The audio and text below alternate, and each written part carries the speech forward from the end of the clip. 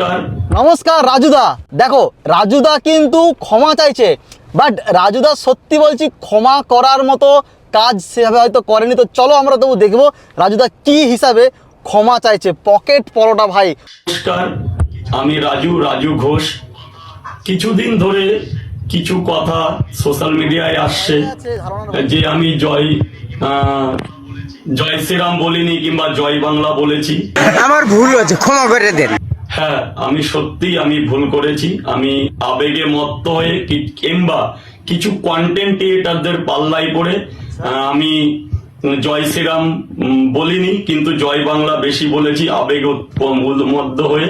কিন্তু আমি একজন সামান্য খেটে খাওয়া মানুষ।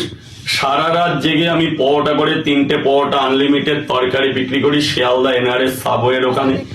বিগত দিনে অনেকে অনেক রকম ফোন করে বলছেন, কিন্তু দেখুন আমারও একটা পরিবার আছে, আমারও ঘরে বউ সন্তান আছে, বাবা মা আছে।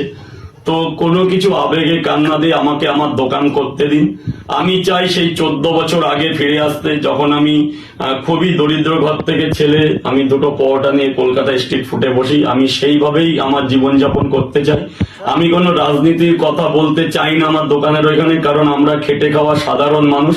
আমার রাজনীতির কথা বলা সাজে না এবং আমি কোনো রাজনীতির মধ্যে থাকতেও চাই না, কিন্তু কিছু কন্টেন্ট ক্রিয়েটার আমাকে এগুলো করিয়েছে।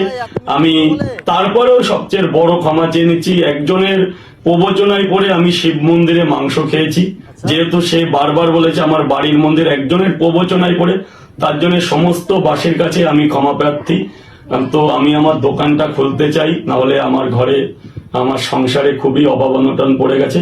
আমি এভাবেই আমার ব্যবসার মধ্যে থেকেই থাকতে চাই আমি সোশ্যাল মিডিয়া থেকে দূরে থাকতে চাই। নমস্কার।